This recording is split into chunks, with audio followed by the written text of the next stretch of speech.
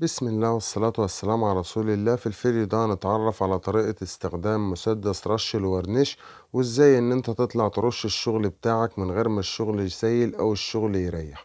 اول حاجة نتعرف على المسدس دي يا جماعة. المفتاح ده بتاع الهوا، اللي هو المحبس بتاع الهوا اللي انت بتتحكم فيه بضغط الهوا. المفتاح اللي تحت اللي هو اللي فوق ده يا جماعة، ده اللي هو بتاع المون اللي انت بتتحكم فيه من ضغط المون، اللي هو بيفتح للمون وبيقفل للمون. المفتاح اللي فوق اللي في ايدي دوت اللي هو بتاع بتاع الراية، اللي بيتحكم في ضغط في الراية بتاعة المسدس اللي انت بتعرضها او بتضيقها. اللي تحت ده زي ما قلنا بتاع المون، واللي تحت خالص ده بتاع الهوا زي ما انت شايف كده. طبعا انت بتوسطن كل المفاتيح دي، بتبقى متوسطنة. بتيجي هنا دي الفونية بتاعة المسدس من 1 ل8 زي ما انت شايف كده. وده اللي هو بيبقى المسدس بتاع رش الورنيش او بتاع رش الدكهات. بتخش في الرش زي ما انت شايف كده. طبعا انا بادئ لك بالشغل اللي هو بترش على الواقف عشان يبان فيه الشغل. انت بترش القلب بتاع الشغل زي ما انت شايف كده قبل لما بترش الوش.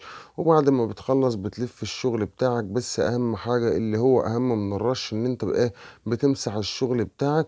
بتيجي هنا في الرش بقى، طبعا انت بتبقى المفتاح بتاع الهواء بتوسطنه، واللي هو بتاع ضغط المون ده اللي بيفتح للمون بتوسطنه، واللي هو بتاع الشمسية أو بتاع الراية بتوسطنه. وبيطلع المسدس معاك زي ما انت شايف كده. ضغط الهواء مبيبقاش شديد، بيطلع المط أو بيطلع الورنيش سايح على الشغل زي ما انت شايف كده.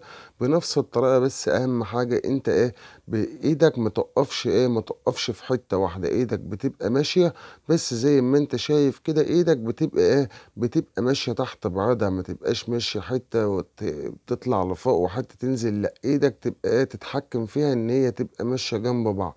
زي ما انت شايف كده بترش القلب بتاعك. الميزة ان انت بترش القلب بتاع الشغل مع الشغل، ان انت بعد ما بتشطب الشغل بتاعك مش بتقلب الشغل على وشه عشان الشغل بتاعك ما يتجرحش او يتطرب.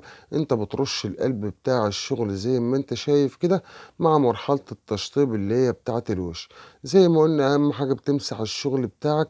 وبس اهم حاجة انت ايدك وانت شغال تبقى ماشية تبقى ماشية جنب بعضها. يبقى الشغل كده يبقى ايدك ماشية متساوية متساوية على الشغل. زي ما انت شايف كده بنفس الطريقة عمر الشغل ما يسيل منك. حتى لو انت بترش الشغل على الواقف، الميزة في الرش على الواقف ان الشغل بتاعك بيطلع بيطلع ناعم وبيجف في ساعتها ومش بيلم تراب. زي ما انت شايف كده بنفس الطريقة. بس اهم حاجة ايدك بتبقى ماشية جنب بعضها، بحيث ان ما تبقاش حتة عليها ورنيش وحتة ما فيش عليها، لا انت بايدك كده بتمشيها تحت بعض. بتيجي تبص على الشغل بتاعك بتتلاقي الملمس في النهاية بيبقى ناعم. لان اهم حاجة في الورنيش ده يا جماعة ان انت تخلي الشغل يخرج من تحت ايدك كله مية واحدة، ويبقى حتة الشغل كلها طرية عشان ما يبقاش حتة الشغل متغبرة. يعني طول ما الشغل بيخرج من تحت ايدك طري، هيطلع في النهاية بعد لما ينشف هتتلاقي الملمس بتاعه ناعم. اما لو حتة الشغل بقى فيها حتة طرية وحتة ناشفة، هتيجي تبص تلاقي الحتة اللي ناشفة بعد ما الشغل ينشف هتتلاقيها متغبرة وهتلاقيها خشنة.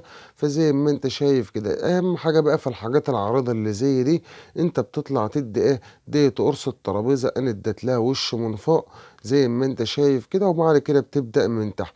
انا عامل الفيديو ده عشان واحد طلب مني الفيديو زي ما انتوا شايفين كده، عاوز يتعرف على طريقة استخدام المسدس بتاع الورنيش. عشان كده احنا عملنا الفيديو بتاع النهاردة. لو انت حابب تتعرف عن حاجة هتسيب لي تعليق وانا هرد عليك ان شاء الله.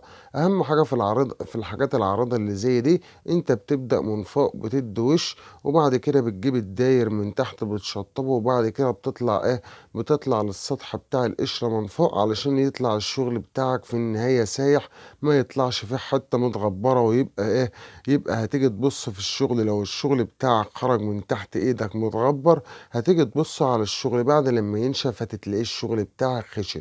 وفي المط او في الورنيش يا جماعة لازم انت الشغل يخرج من تحت ايدك عامل زي الازاز كده، يبقى حتة الشغل كلها طرية.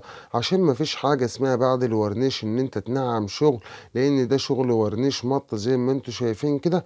بعد ما بيشطّب ما فيش حاجة اسمها إن أنت بتنعّم الشغل بتاعك لإن هيسيب أثر تجاريح، فأنت بتعتمد إن أنت بتنعّم الشغل بتاعك قبل مرحلة الورنيش، وبتيجي في مرحلة الورنيش بتطلع ترُش الشغل بتاعك يبقى عامل زي حتّة الإزاز كده، يعني يبقى الشغل بتاعك كُلّه طري. بنفس الطريقة كده إيدك بتبقى إيه، بتبقى ماشية متساوية جنب بعضها، والراية بتاعة المسدس بتبقى زي ما أنت شايف كده، مش بتعملها صاروخ ولا بتعملها شمسية أوي، والهوا بتاع المسدس بتوسطنه، واللي بيفتح وبيقفل المَوَّن بتوسطنه برضه، يعني ال3 مفاتيح بتوع التحكم بتاع المسدس اللي هو بتاع الراية وبتاع الهوا وبتاع المَوَّن بتوسطن ال3 مفاتيح دول، وبتطلع ترُش بقى. بس أهم حاجة في الرش زي ما قُلنا إن أنت بتخلّي إيدك ماشية باتجاه واحد، ما يبقاش إيه، حتّة تقيلة وحتّة خفيفة، فبيطلع الشغل معاك في النهاية زي ما أنت شايف كده، بيطلع الشغل بتاعك سايح. طبعًا أنت مش مستنّيني إن أنا أقول لك تعالَ شوف الشغل، الشغل قدّامك هيطلع في النهاية ناعم، لإن الشغل خارج من تحت إيدك سايح في الرش، بعد أمّا بيتشطّب بيبقى زي ما أنت شايف كده. لو حابب تكمّل المراحل بتاعة التأسيس بتاعة الأسطر، أنا هاسيب لك الرابط في الوصف بتاع الفيديو اللي أنت بتتفرّج عليه دلوقتي. لو عجبك الفيديو ممكن تضغط لايك، ولو أول مرّة تتابعنا ممكن تفعّل زر الجرس عشان يوصلك كل جديد، وشكرًا.